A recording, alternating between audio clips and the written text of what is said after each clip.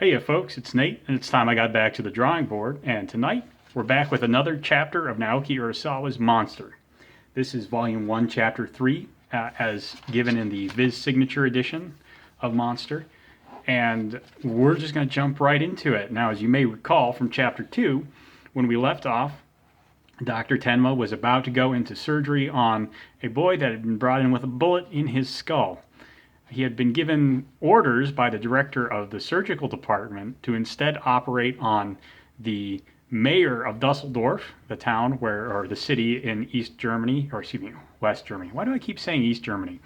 Well, I know why, but more on that in a second. Anyway, Dusseldorf, the town in Western Germany, where Tenma is working, and he ignores the order. He just blows it off.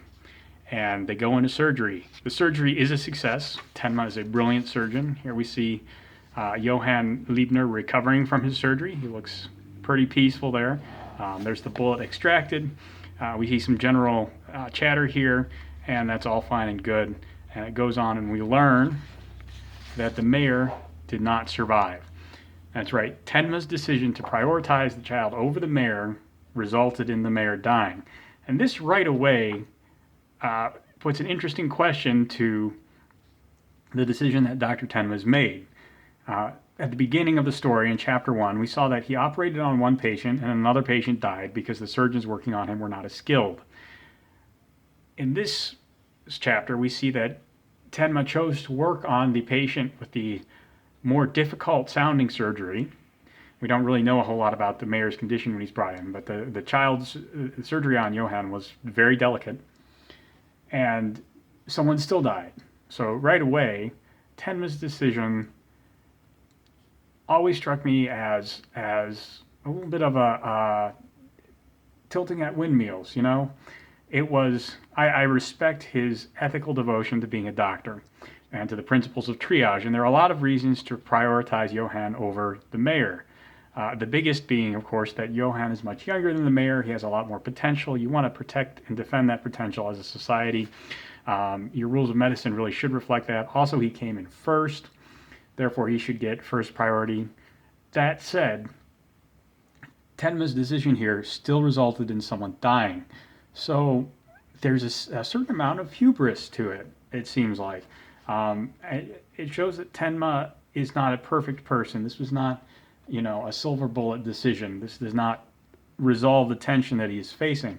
This is because Tenma is not an idealized protagonist. He's a very flawed person. He frequently makes bad or middling decisions that are not going to have the outcomes he wants or benefit everyone equally.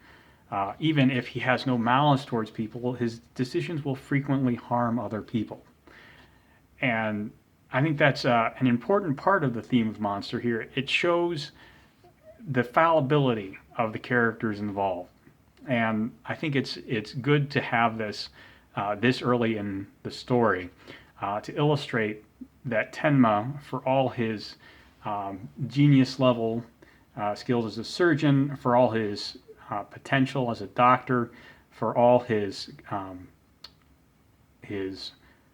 personal moral fiber, he's still quite fallible. That said, what happens in this chapter, and this chapter is entitled The Fall, and it really is a fall from grace, and it happens very quickly. He's passed over for promotion to chief surgeon. The director of surgery's daughter breaks off her engagement with him. It all seems quite sudden and a little bit unbelievable, but the story has places to go, and this really isn't a medical drama. So I can forgive it. And in the midst of all this, as we watch Tenma descend towards his lowest point, there are a couple of other interesting notes that are brought up. One of them is who Johann and Anna Liebner are. These are the two kids that we saw at the end of Chapter 1 on the scene of their parents' murders. And the Liebners were the family that defected from Eastern Russia, or excuse me, Eastern Germany. See, I'm just gonna mix all those up. I apologize. They defected from Eastern Germany at the beginning of Chapter 1, or at least they were mentioned on the TV. And again, we see on the TV, maybe it's somewhere else, we see their story mentioned. At the end of it, Tenma's very bad day, we see these detectives coming to interview Anna about her parents' murder because they're defectors. There's very good reason to believe they were murdered as an act of retaliation by the Soviet government or the East German government, one of those two. Really the same thing at this time period. Although maybe not so much since it is the mid-'80s. The Soviet Union is on the verge of breaking up. The Eastern Bloc countries were becoming more independent. That's really not important. Again, this isn't a political drama.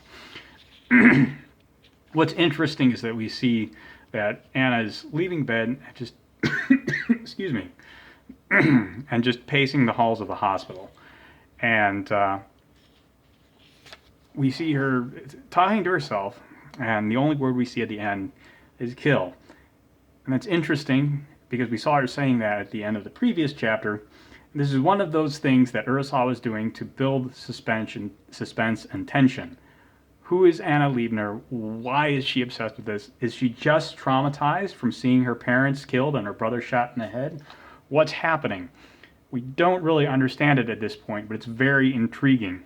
And by having just these 2 pages in here, Urasawa has really ratcheted up the tension on this storyline that, based on the first 2 chapters, may not have appeared very important. The truth is, this is the heart of the conflict. More on that coming in future chapters. Now, our story ends after Tenma has had his fall from grace. He goes back to Johann's bedside and he tries to rationalize what he did. He's talking to Johann, but Johann is unconscious. He's trying to justify himself more to himself than anyone else. And he's complaining about the way the director and the director's daughter have treated him. They're clearly profit-first people. They believe that people have to give something of value to receive something of value from them. And that's a very fair outlook, honestly. You cannot just constantly be giving of yourself without taking anything in. You'll exhaust yourself very quickly that way. At the same time, the speed with which they have cast off Tenma does seem quite unfair, especially because Tenma was in fact playing by the rules, and the director was not. The director has in fact been twisting Tenma's arm to get him to break ethical rules in a myriad of ways, not just in surgical procedures, but Tenma's been writing papers for him. It's very ugly. And I don't know how applicable this is to the Western German medical system at this time. My understanding is that it's somewhat reflective of the Japanese medical system of the 90s and early 2000s, and possibly even up through to today. It's a very corrupt society in some ways in Japan. Anyways, the point is, Tenma is feeling very, very bitter, and he tries to assuage his guilt and his bitterness by saying he's given all this up because he wanted to be a doctor, and he did it for Johann's life. And